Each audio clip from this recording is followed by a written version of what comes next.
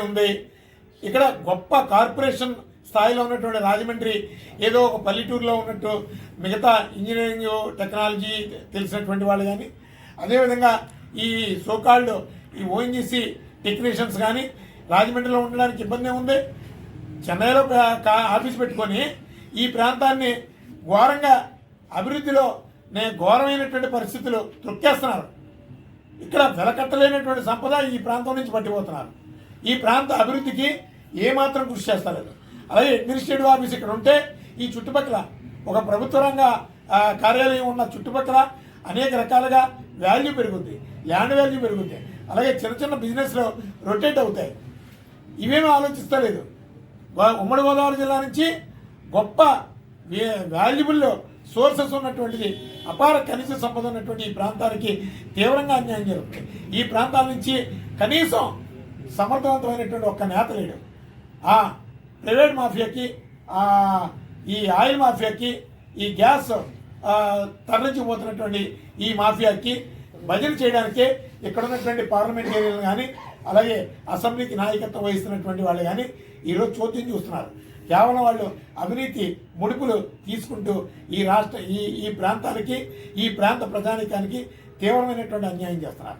కొంతమంది సిగ్గు లేకుండా పార్లమెంటేరియన్గా ఉన్నప్పుడు, అలాగే శాసనసభకు ప్రాతినిధ్యం వహిస్తున్నప్పుడు కనీసం ఎన్నడూ కూడా వాళ్ళు అసెంబ్లీలో కానీ పార్లమెంట్లో కానీ ఏ రోజు కూడా నా ప్రాంత పరిస్థితి ఏంటి, ఇక్కడి నుంచి కోట్లాది రూపాయలు సంపదను పట్టుకుపోతున్నారు, నా ప్రాంతానికి ఏం చేశారు.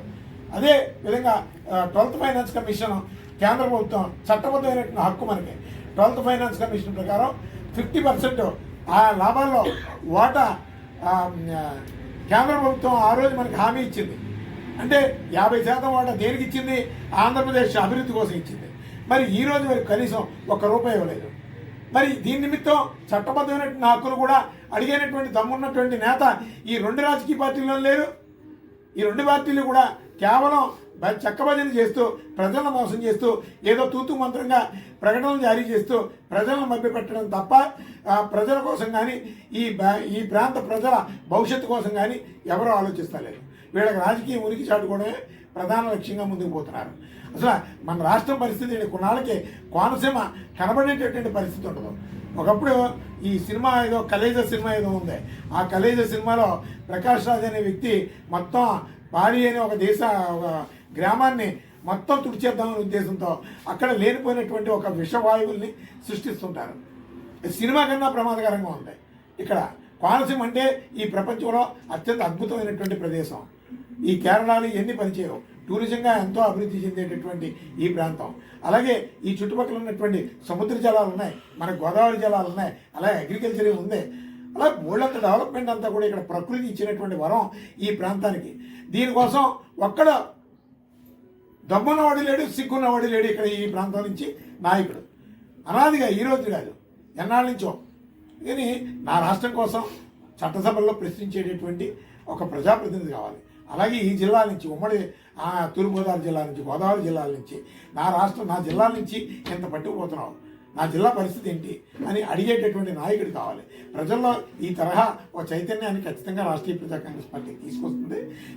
ఖచ్చితంగా ఏ నేతలకి బుద్ధి చెప్తాం. అలాగే కేంద్రం నుంచి మనకు రావాల్సినటువంటి 50% వాటా, అంటే సుమారు ఈరోజు నాకు తెలిసి ఒక 50,000 కోట్ల రూపాయలు కేంద్ర ప్రభుత్వం తూర్పుగోదావరి జిల్లా కేజీ బేసిన్ నుంచి ఆంధ్రప్రదేశ్కి బకాయి ఉంది.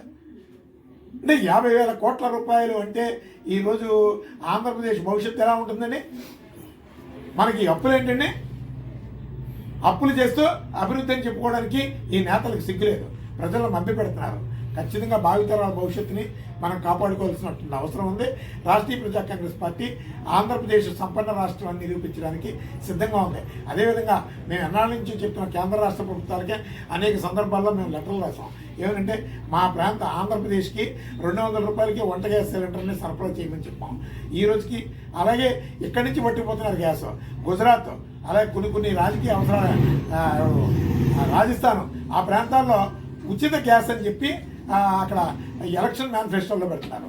ముడిసరికేమో మనదే, అక్కడ ఉచితంగా ఇస్తున్నారు, రాయితీలు ఇస్తున్నారు. నా ప్రాంత ప్రజలకి, ఈ ఆంధ్రప్రదేశ్ ప్రధానికానికి కుటుంబాలకి 200 రూపాయలకి గ్యాస్ సరఫరా చేయడానికి ఇబ్బంది ఏముంది? మేము అడుక్కుంటా లేదు. మా గ్యాస్ నువ్వు బతుకుతున్నావు, కొన్ని రాష్ట్రాలు బతుకుతున్నాయి, మాకు మాకు బాధ లేదు. కొన్ని రాష్ట్రాలు ఎన్నో లాభాలు పొందుతున్నాయి. మాకు 200 రూపాయలకి ఇమ్మంటున్నాం, ఉచితంగా ఫ్రీగా ఇమ్మంటలేదు. కానీ కేంద్ర ప్రభుత్వం రాష్ట్ర ప్రభుత్వం దీని మీద ఆలోచన చేయకపోతే ఖచ్చితంగా ఈ ఆంధ్రప్రదేశ్లోని ప్రధానంగా ఈ ఉమ్మడి గోదావరి జిల్లాల నుంచి విపరీతమైనటువంటి తిరుగుబాటు వస్తుందని చెప్పి కేంద్ర రాష్ట్ర ప్రభుత్వాన్ని రాష్ట్రీయ ప్రజా కాంగ్రెస్ పార్టీ హెచ్చరిస్తుంది.